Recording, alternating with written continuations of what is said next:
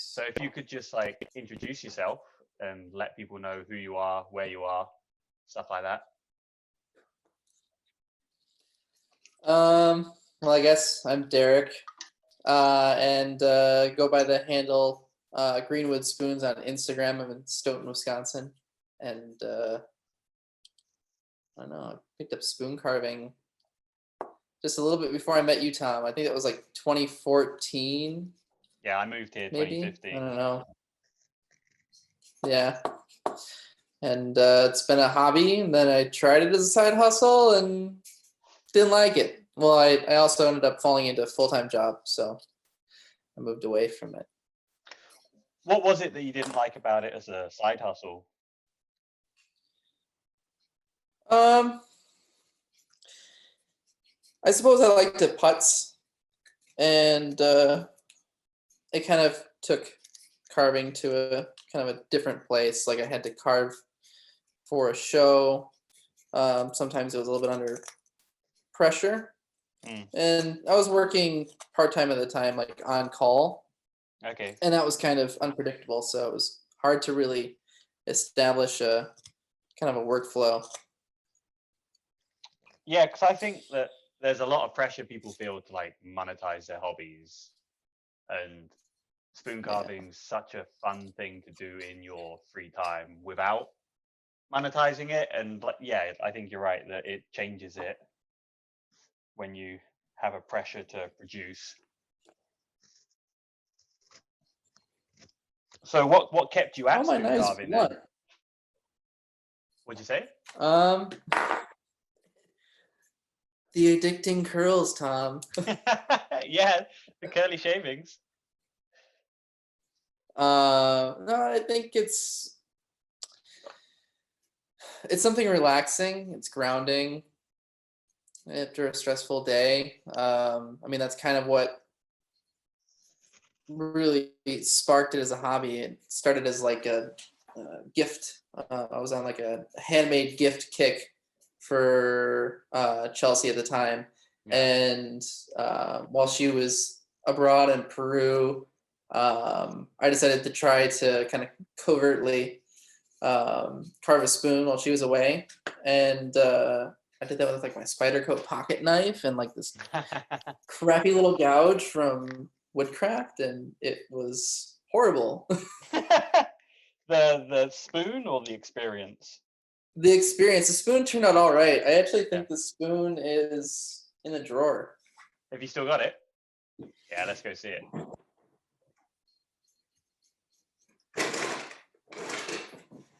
It's in a drawer somewhere. In drawers full of spoons everywhere. Yeah, one of your many, many drawers. Yeah. Oh, shit.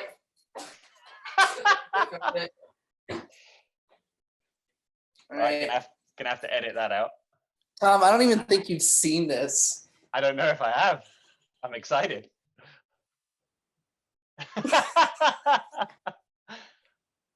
That's not too bad. Yeah, it's symmetrical. Yeah, it kind of looks like one of those turned spoons. Yeah. I also couldn't quite figure out how to carve. I don't know. I can't. I'm trying to like transport myself back into the kind of mindset I was at with this, but had a whole bunch of unsafe technique. Yeah. And I fixed a lot of it with sandpaper at the end. Yeah. That's pretty much it. Oh, and then I think like at one point, I think it was like the next year, I started to like recarve it, and Chelsea caught me. Yeah. She's like, "Stop." Okay, fine, I'll stop. So that was carved from a bigger spoon. Yeah, it was just like Homer Simpson did for the chili cook-off, right? Yeah. I'm trying to remember what this is. Wood. Oh, you know what? This might be actually. Ooh. Splits. Yeah, this is probably basswood, like one of those dry blanks from like Woodcraft. Yeah. Well, don't break it fun. because you won't have anything to replace it with. I know, right? I found a blank that I've been kicking around for like a couple years. I think Couple of there's years. yeah. I don't know. Those drawers of spoons I mentioned a moment ago, I got like bins of half-finished ones too. Yeah, I purged myself of quite a few. Nice. Where did I keep my sharp knives? Do you have a pile of sharp knives and blunt knives? Yeah. Can never have too many Moras, but apparently. Speaking of Mora, there's an old one. Do you remember getting that, Tom? Where were we going? I do remember you getting that, but where were we Yeah. at the time? I think we might have been on the way to this driftless Oh, spoon no way. gathering. Yeah. It was at antique shop on the side of the road. I think I paid $10 for this. One of many. Yeah. I'm supposed to have some sharp knives. What have I done with them? Tom, do you know what I've done with my sharp knives? Are they in the garage?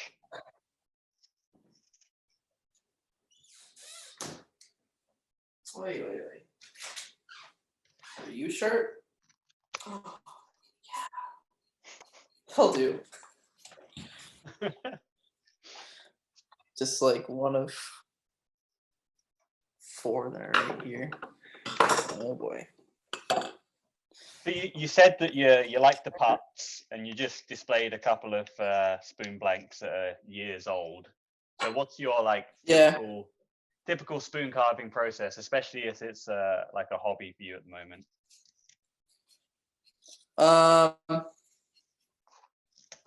Pick up a piece of wood and make it smaller and set it down for a while.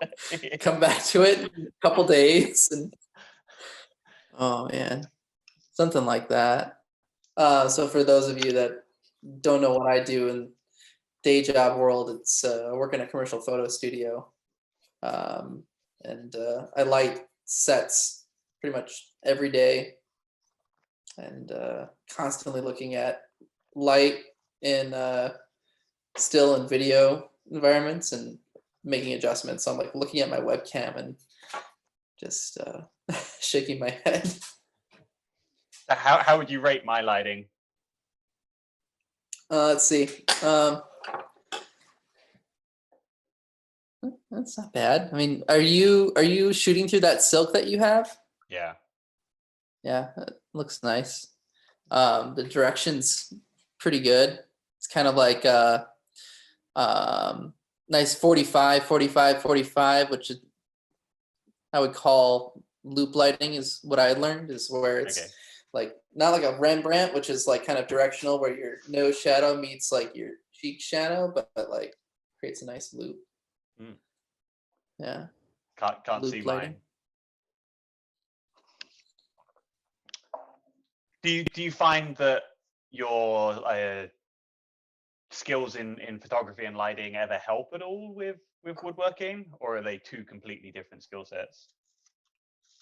I think light definitely plays with shape and form. It's a really good correlation to point out.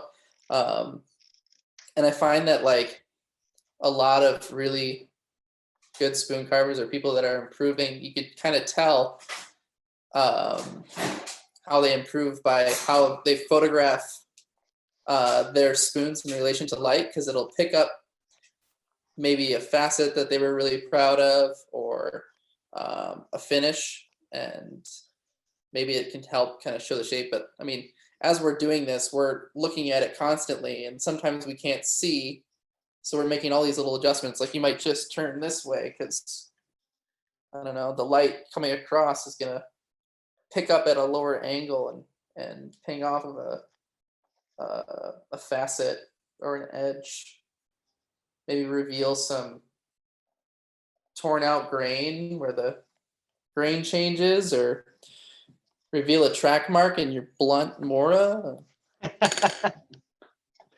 Just to pick an example at random.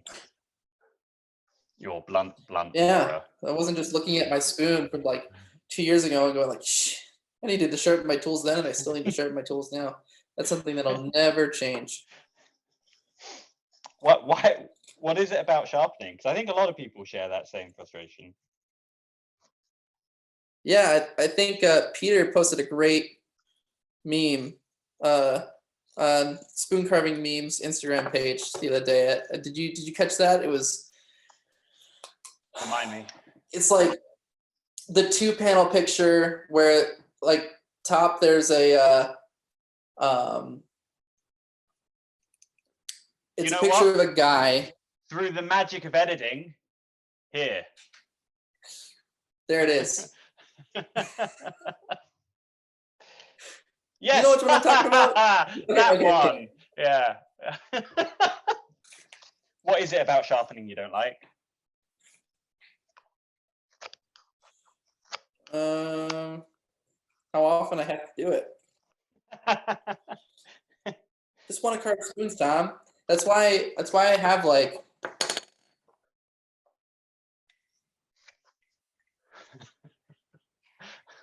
this is really dangerous. Don't try this. There's another one there too. More knives. The more I can blunt. I don't know. It kind of helps to have a bunch of them and then sharpen them all. And then just kind of go through them one by one. So I'm like 3 knives deep. Actually, I just put my my sharp one over there. And then I don't know. Then I know I always have a sharp knife handy. Yeah. All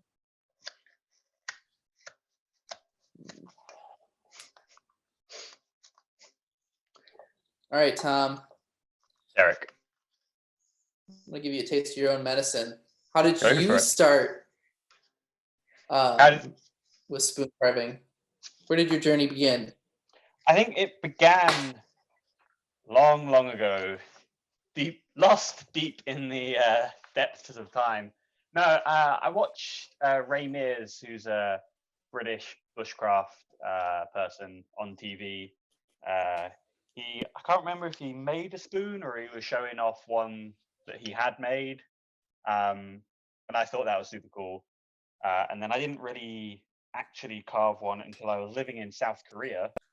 So this was like 2009 maybe, and like starting a hobby like spoon carving in a country where you don't really speak the language, when you're living like 7 floors up in a tiny apartment was it was interesting. But yeah, and I was traveling a lot of the time, and so having a craft where I could make stuff, but it only required like minimal kit, was pretty cool.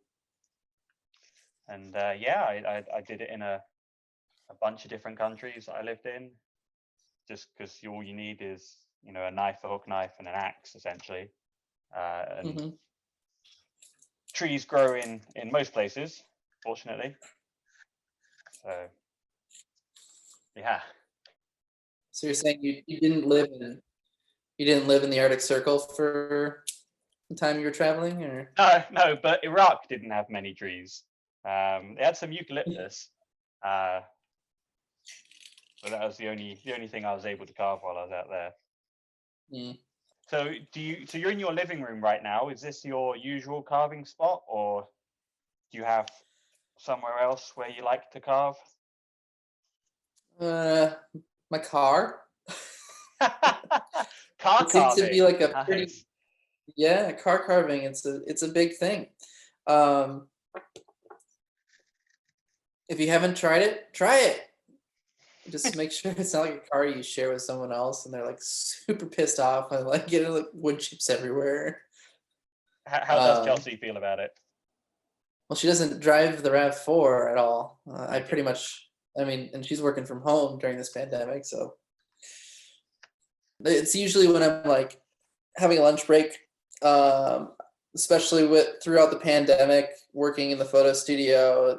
They have like um, a designated lunch break area where they've got all those plexi shield tables up and whatnot. And sometimes I'll eat in there and chat with folks, but other times I just like to go out and sit in the car and just find like some sort of quiet piece on my own. Yeah. And making a spoon definitely definitely fits the bill there. And it's kind of fun to like get out of your car after you've been spoon carving for a while, and you just have like this epic amount of wood chips just spray across the parking lot. Do you ever get There's people a looking in and giving you a funny look, or do people not really notice? No, I haven't had that actually. I've been kind of nervous sometimes where I've like parked and started to carve like outside some government buildings downtown, waiting to pick up Chelsea. Right. Like carving, I'm like, oh, people, are they gonna like freak out to see like a knife, or they're gonna realize like I'm just making a piece of wood into a spoon? Like, are they gonna get it right away, or is it gonna look like I'm up to no good? I don't know. But merely it's just been um, a worry that hasn't culminated into anything. Have you ever gotten any weird looks from carving a spoon? I mean, do I you do haven't, any public spoon carving apart from your shows? apart from like back when events were a thing. Yeah. I carved on a train once back in England, and I didn't really get any funny looks then. But like I remember, because I used to commute into London for my job, and I remember there was a woman who had knit, and everyone was like just entranced by her knitting. Like the trains were quite crowded, and you could look around, Hmm. and just everyone was watching her. So I think people respond positively to when like handcrafts are happening. Mind you, I haven't like whipped out a knife. I was doing hollowing, so I had a hook knife because I figured it would be a little less threatening than some big Yeah. weirdo with a, you know, pointy thing. Oh, But that's no, public interesting. carving, yeah, I'd like to do more of it, I reckon. But soon, maybe.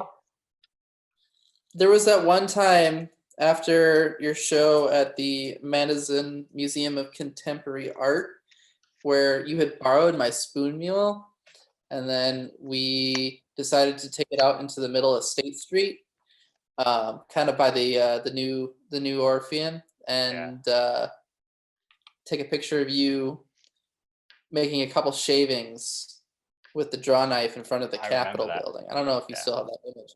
I If do you have have it that somewhere image, here. some post editing magic there. But yeah, you made like a whole two shavings. Yeah, quickly Yeah. while the lights were red.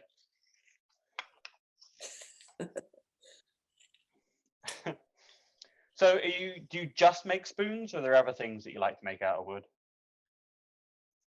I found actually I like to make things other than spoons more.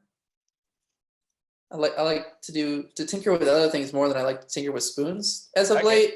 yeah, Even though spoons are always there and it's always kind of something I can go back to and be sure of my abilities and have a few less, I guess, risks just because of how much practice I have there. But I like to make these little locking boxes. It's been a while since I made one, but I've been drawing them, and this one's a really good example of kind of like a little wooden lock. The goal was to make like a self-contained hook knife box where I don't have any loose pieces like a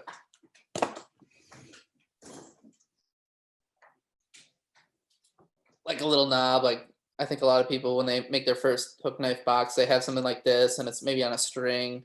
I made this years ago, and I'm so impressed that I still have the knob.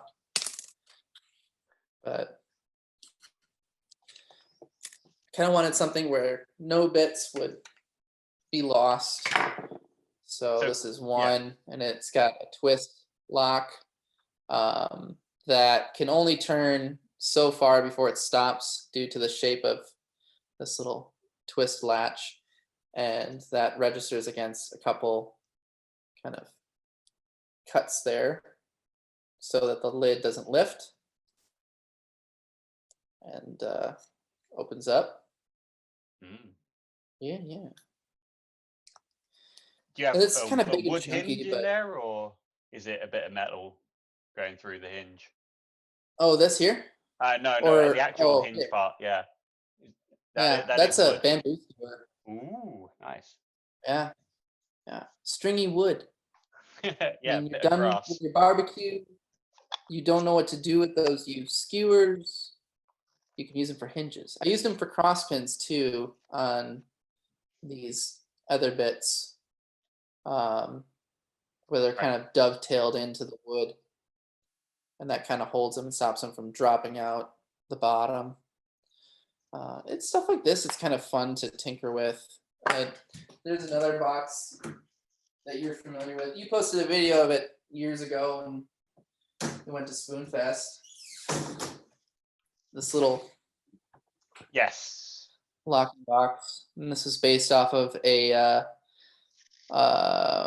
lock box that was probably about what is that, 10 inches by like 2 by 2, and it was for shaving implements. And it was Yoga Sundquist, who had it, and it had this really intricate lock on the top of it. And I think you and I actually found a similar lock box at an antique shop in Trigo, Wisconsin. It's probably still there. Like every single time I stop there, I go back and I look at it, and instead of this wooden key on the top, it had like a tin one. Yes, and I remember that one. It's just like a little too pricey for me personally. It just can't. I'm just not enticed by the price at the last like 3 times I've seen it. It doesn't. I don't think it's changed. But I scaled down the lock on this one because I just wanted to tinker and learn the lock. I didn't plan on actually doing anything this final. I was just playing with it, and it turned out that this turned it into like the perfect business card box size to carry like a few cards around. And it all starts with this key, and that slides down and releases this secondary lid piece. You can see here it's actually the primary lid, secondary lid. So this key keeps this from swinging around. It goes down and it swings open. And then the primary lid slides forward towards the hinge and pops off this little hook that keeps it from lifting. And that could swing around and reveal cards. Nice. Yeah, spoons. Spoons. The key is kind of interesting too, because it's interesting to try to like figure out the travel and the amount of space you need on the secondary lid and the primary lid. Take key out on this one, and it's, I don't know if that's coming through all right. It's kind of, maybe put it in front of my beard. Maybe it'll, yeah, there you go. You can see it's dovetailed in, so that corresponds with the little slot there. I gotta remember which way it goes in because it's not the same. Yeah, that'll work. Actually, no, that's wrong. Oh, gone wrong. Uh-oh. Oh, I shouldn't have doubted myself. I was correct the first time. Boom. Those are fun. Nice. So it sounds like you get inspiration from like historical pieces of woodworking. Like I know for a fact that you like to go into antique stores and hunt for kind of interesting bits of tree. So what kind, like, is there a period that you're interested in? Is there like a geographical region whose like work that you like? Mm-hmm. So I tend to gravitate to pre-industrial European stuff. Scandinavia has a lot of interesting stuff, but there's all sorts of inspiration all across the world. It's hard to really nail down all the specifics. But for like a time period, pre-industrial is interesting because I mean, obviously there wasn't like this mass production of very specifically tooled implements being created. It was a lot of skilled, smaller production, um, which it could vary. Like, I mean, there were industries where you had so many people in a town that would carve spoons, like several families or something like that, or they would turn bowls or something, and have these little small pockets of industry. But then you had people that were just common folk, just needing to make implements for themselves and their families, and I find those really interesting too, because it kind of brought out this ingenuity, and it also sometimes, like, depending on the region, it really kind of showed how much leisure time they'd have. Right. It's Yeah. like you must have been really bored all winter to f around with the. Oh, here. This is one that I like. I find fascinating. Oh, it's just so convenient that I'm like right here next to the tree cabinet. Yeah. This is an old Scandinavian box. It's a Tine Box, and that's spelled Tine, and it's actually a bent wood container, an oval, stitched with probably some root. And this one, I'm not even gonna bother to guess the age, but it's old. Old. And the cool thing about these Tine boxes is that it's kind of spring loaded. So this is the end that you lift, and essentially this post here kind of gives a little bit of a flex, and in relation to the notch here that has like kind of a ramp on both sides, it just kind of slides in and clicks, and it can be secure whatever goods in there. They were made kind of large for sometimes food, or just random storage for items and things. Sometimes have a handle on the top, carry them around. This one's a little bit unique because somebody, I don't know, way back whenever, decided to think of a creative way to keep their contents private and hard to access. And this is where, like, they must have just been just completely bored, like just no sunlight for hours on end in the middle of winter. Like, that's how you figure this kind of crap out. So you just do it. So this one, it's actually a combination lock, and where these three holes are would have been three dials that, once you had them in the correct position, it would allow a latch to press or slide over and disengage a locking pin that goes into this post here. So I'm gonna flip it over, and this is really cool, kind of to see how that's kind of worked out. Is that they've chiseled out this recess here for. I still have the lock too, for this lock to engage 3 dials, and it's just super neat. I don't know. And To you see you kind of the, replicated this, didn't you? yes, I did. I think you saw me grab the box that I replicated this with too when I went to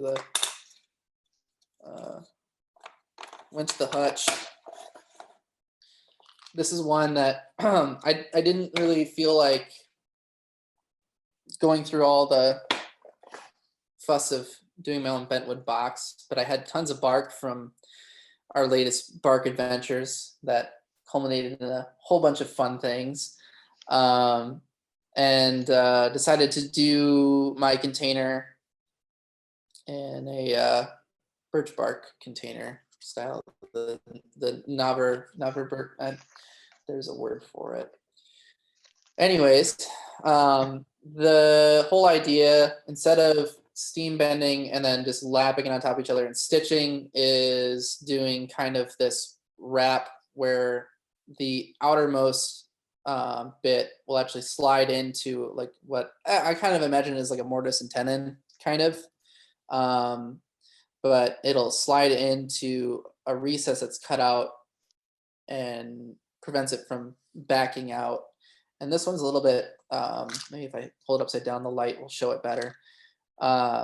This one has an interesting design, a unique shape that I saw Fred Livesay make on one of his boxes. And I thought it would fit this kind of theme with a lockbox because it's kind of like a keyhole. And that kind of, it seemed appropriate. Then the lid here obviously has 3 dials. Some of them were had more than 3 dials. Tom, you and I, when we stopped at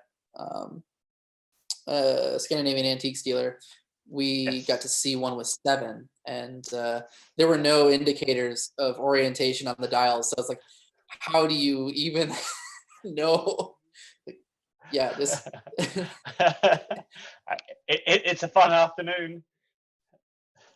yeah. So this one, I'll give you guys the secret to open this one in case anyone comes across this box in the future when I'm long dead and gone. There's a little chip carved indicator mark on one side of the dial. That top facet, I don't know if you can really see it. Yep, that's true. But I have them in the unlock position facing north, east and west and east, I suppose, looking from your perspective. Right. So I'm gonna get that lined up and give it a little bloop, and that pops it open. Oh, look at that. Nice. Oh yeah. Wow. There's a great little short animation I did with this, and I even went so far as to make some audio too for it. You can see. And that got picked up by is it Fine Woodworking magazine? Yeah, I couldn't believe that they reposted it. I'm like, I couldn't stop laughing because I used bamboo skewers on this damn thing too, and I'm like, Fine Woodworking just shared a project where someone used some bamboo skewers. Yeah. I don't remember what they said in their caption, but I just thought it was really cool that it was being shared around a handful of people that I think were inspired from it, and I saw a few iterations of the lockbox pop around nice. later on, which is really cool. Anya Sunbury, I believe that's how she pronounces her name. I learned that from a barn video interview at like Spoonfest, and I've been pronouncing it wrong all this time. I'm still probably pronouncing it wrong. Sorry, Anya, if you're watching. Anya had shared a great link to the digital museum. I'm not familiar exactly how else to describe it. If there's a name of the museum, but there's like a digital online version. But anyways, there's a whole bunch of oh no, it was a link to the Vasa, which was a ship that sank. Here, I'm not even gonna play around and guess. I'm done playing. Yeah, we're gonna Google this. The bizarre story of the Vasa, the ship that keeps on giving. Vasa is a Swedish warship built between 1626 and 1628. The ship sank after sailing about 1,300. Is that meters? 1,300 meters into her maiden voyage. Please Yes, tell me. and it sank like in the middle of, so Stockholm is like made up of a bunch of different islands, and it just like sank like right in the middle of them. Shit. Yeah, less than a mile. Oh, that's rough. Yeah. I guess I didn't remember that little bit. Anyways, I mean, all that stuff was recovered, and there's now a museum that looks really impressive, that has all of the contents on display, and there's this great dovetailed box. I'm guessing it's about yay big,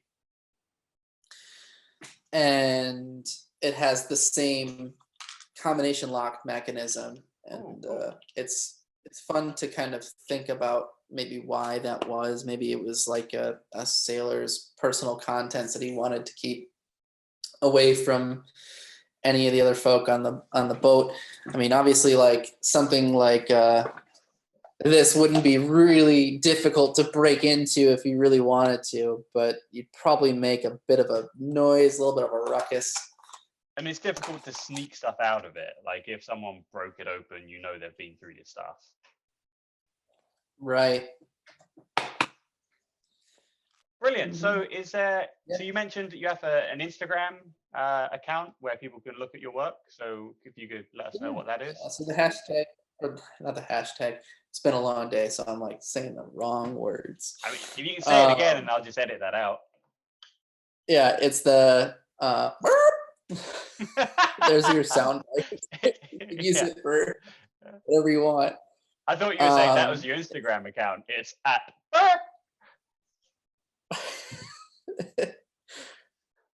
It might be. Maybe I'll change it. yeah. It's pretty simple handle on Instagram. It's green_wood_spoons, as in plural. Perfect. More than one. Cool. Yeah. Well, thanks for spending your evening with me, Derek. This was fun. Brilliant. Thanks for having me on, Tom. See you later. Yeah.